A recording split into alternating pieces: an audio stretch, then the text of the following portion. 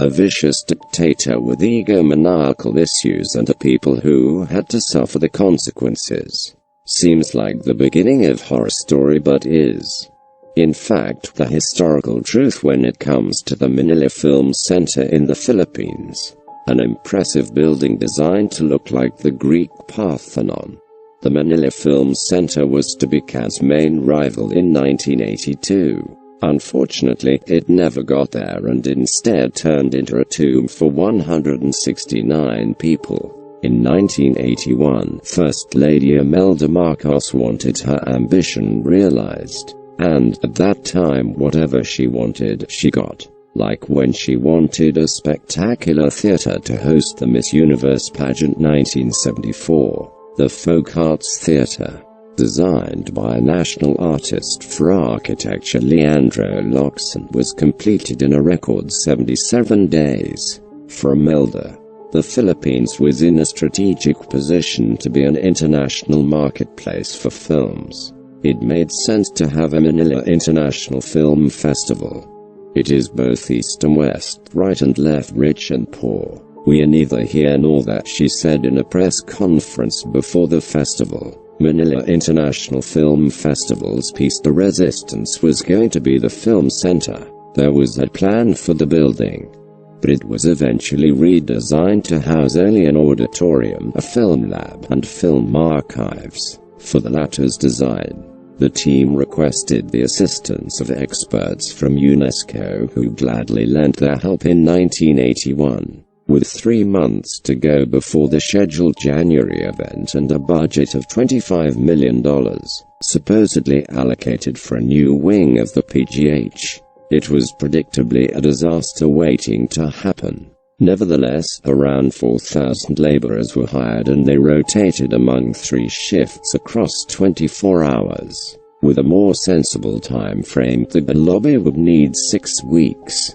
For the center, 1,000 workers finished it in 72 hours. On November 17, 1981, at around 3 a.m., scaffolding on the 4th floor collapsed and workers were trapped in the quick-drying cement. The problem started when quick-drying cement was poured on each floor without waiting for the layers to dry.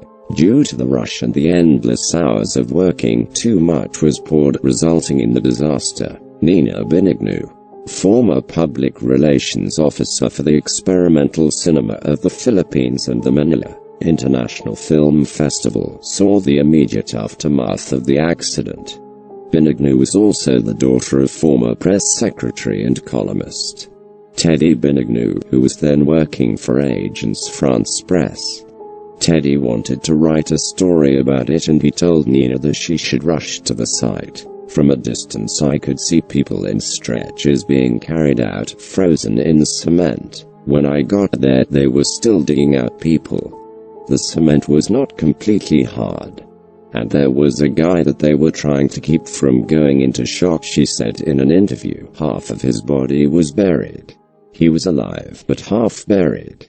I don't know what it was, but to keep him awake, alert, not to go into a coma or shock, they kept him singing Christmas songs. I was watching this, she added. For fear that the accident would cause a scandal, there was a media blackout. Responders were only allowed access to the site 9 hours after the incident. By that time, at least 168 workers already died or were buried in the cement, which already hardened. Jackhammers were employed hours later.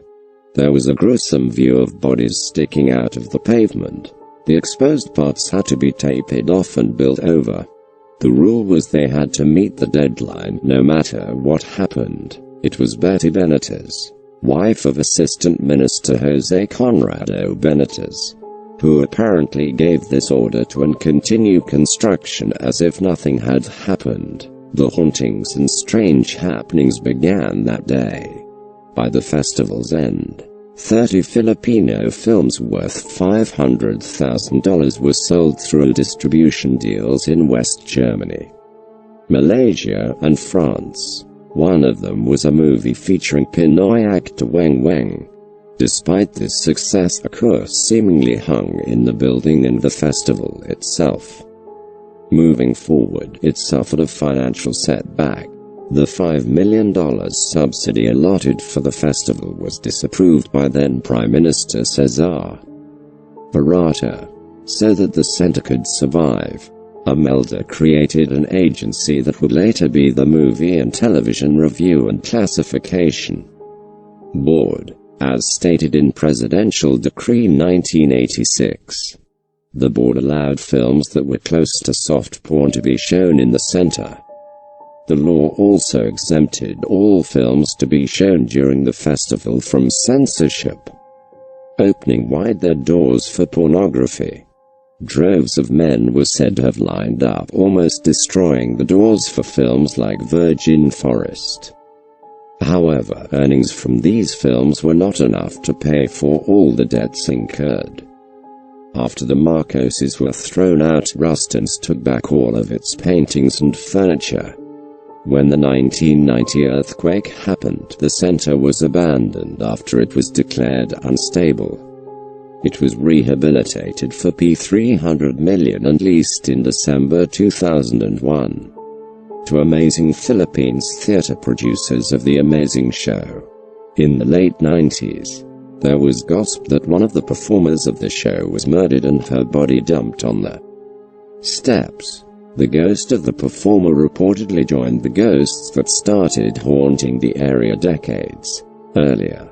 The Amazing Show's lease expired in 2009, and for a time, the Philippine Senate considered moving there, but this never happened. In November 2012, the Amazing Philippines Theater regained its lease, but another series of unexplainable accidents occurred. On February 19, 2013, a 3-hour fire caused damage amounting to $1.2 million to the building. The building continues to be a source of inspiration for horror writers and a destination for ghost hunters. Are there really ghosts inside the Manila Film Center, or is it simply a ghost of the Philippines past? If bricks could talk, those at the Manila Film Center would have a sinister story to tell. The reason the building was rushed so that it could house a Manila Film Festival. The festival closed down a year later.